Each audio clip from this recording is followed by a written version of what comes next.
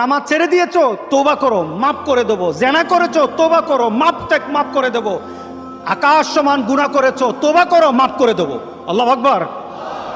শুধু তাই নয়, আল্লাহ বলেন বান্দা যখনই তওবা করবি তোরে আমি পছন্দ করি। আল্লাহর রাগ যেন আমাদের মধ্যে চলতে না থাকে, আল্লাহর রাগকে কমাতে হবে। আল্লাহর রাগকে আমাদেরকে কমাতে হবে। এই রাগ কমানোর জন্য আমাদের কি করা দরকার? আমাদেরকে কি করতে হবে? আল্লাহর রাগ কমিয়ে দেয়, আল্লাহর গজবকে কমিয়ে দেয়। আল্লাহর সকল ধরনের বান্দার প্রতি যে ক্রোধ থাকে, এটাকে কমানোর জন্য সবচেয়ে উৎকৃষ্ট মাধ্যম হলো তওবা। বলেন কি? তওবা। তওবার মাধ্যমে আল্লাহ সুবহানাহু ওয়া তাআলা আমাদেরকে পছন্দ করেন।